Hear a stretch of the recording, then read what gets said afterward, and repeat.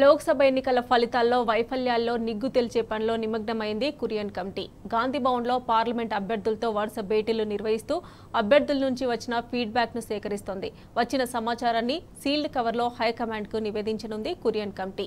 ఇంతకీ ఓడిపోయిన అభ్యర్థులు కమిటీకి చెప్పిందేంటి? కురియన్ కమిటీ ఫోకస్ చేసిన పార్లమెంటు సెగ్మెంట్లేంటి? Watch the story.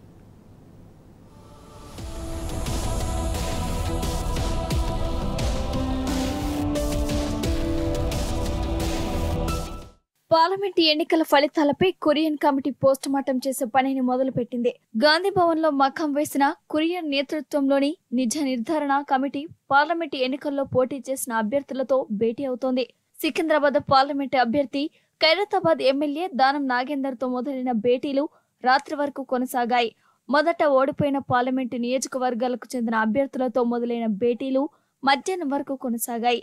పట్నం సునీత మహేందర్ రెడ్డి, రంజిత్ రెడ్డి, వంశీచంద్ రెడ్డి, నీలం మధు, వి రాజేందర్ రావు, జీవన్ రెడ్డి, ఆత్రం సుగుణాలు హాజరై తమ ఓటమికి గల కారణాలను కొరియన్ కమిటీకి తెలియజేశారు.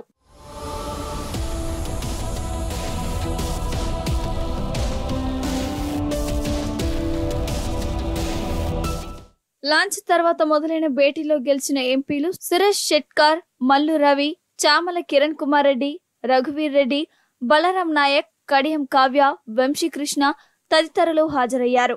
గెలిచిన అభ్యర్థులతో మాట్లాడిన కొరియన్ కమిటీ అనుకున్నంత మెజారిటీ వచ్చిందా, నాయకుల మధ్య సమన్వయం ఎలా ఉండింది అనే అంశాలపై కొరియన్ కమిటీ ప్రశ్నించినట్లు సమాచారం. ఇక పిసిసి చీఫ్ ఇన్ఛార్జి మంత్రులు ఎలా సహకరించారు, పార్టీ ఇన్ఛార్జిగా మున్షి ఎన్నికల్లో ఎలా సమన్వయం చేసిందనే విషయాలను అడిగిన కొరియన్ కమిటీ అభ్యర్థులు ఇచ్చిన సమాచారాన్ని నోట్ చేసుకున్నట్లు సమాచారం.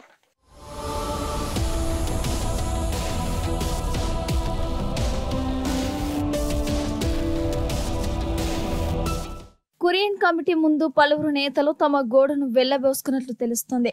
ముఖ్యంగా లోక్సభ ఎన్నికల్లో ఓడిన నేతలు తమ బాధను కొరియన్ కమిటీతో పంచుకున్నట్లు సమాచారం.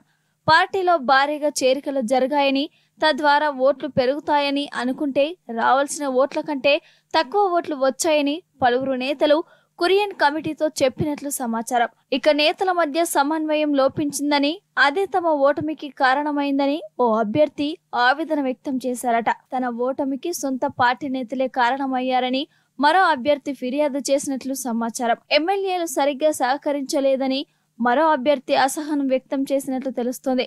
ఇక ఎన్నికల్లో ఆర్థికంగా నష్టపోయామని, తమను పార్టీని కాపాడాలని కొరియన్ కమిటీతో ఆవేదన వ్యక్తం చేసినట్లు సమాచారం. టికెట్లు ముందుగా ప్రకటించి ఉంటే బాగుండేదని, సమయం దొరకక పూర్తిగా తిరగలేకపోయామని చెప్పారట ఒకరు. ఓడిపోయిన నేతలను తమ నియోజకవర్గంలో ఇన్ఛార్జిగా పెట్టారని, అందువల్లే తాను ఓడిపోయినట్లు మరో నేత తమ బాధను బయటపెట్టినట్లు సమాచారం.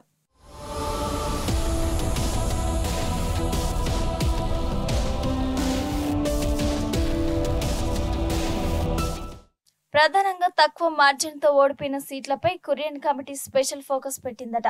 సీఎం సొంత పార్లమెంటు నియోజకవర్గమైన మహబూబ్ నగర్ ప్రత్యేక దృష్టి పెట్టినట్లు తెలుస్తుంది. పాలమూరు అభ్యర్థి సిడబ్ల్యూసీ సభ్యుడు వంశీచంద్ రెడ్డిని ఓటమికి గల కారణాలను అడిగి తెలుసుకుందట.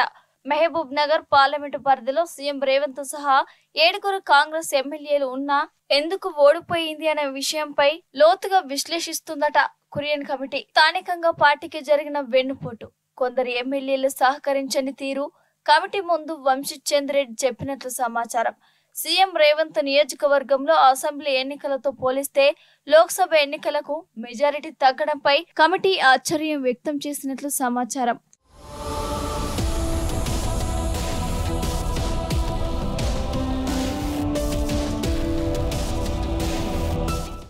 ఇక శుక్రవారం ఉదయం కూడా కొరియన్ కమిటీ గాంధీ భవన్ లో భేటీ కానుంది. ఉదయం నుండి సాయంత్రం వరకు ఉమ్మడి జిల్లాల వారీగా ఎమ్మెల్యేలు, ఎమ్మెల్సీలు, డిసిసి అధ్యక్షులు, ఇతర సీనియర్ నేతలతో సమావేశం కానున్నట్లు సమాచారం. కాంగ్రెస్ అనుకున్న 14 ఎంపీ సీట్ల టార్గెట్ ఎందుకు reach కాలేకపోయింది?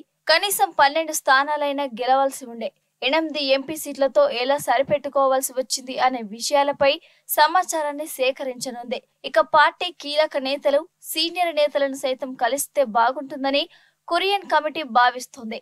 Korean committee report sealed cover లో ఏఐసిసికి ఇస్తామని తెలిపింది. ఇక కొరియన్ ఏం రిపోర్ట్ ఇస్తాడో ఆ రిపోర్టుతో తెలంగాణ కాంగ్రెస్ లో ఎలాంటి మార్పులు వస్తాయో అన్న టెన్షన్ నేతలను వెంటాడుతోంది. కొరియన్ రిపోర్టు తర్వాత అధిష్టానం ఎలాంటి చర్యలు తీసుకోనుందో చూడాలి.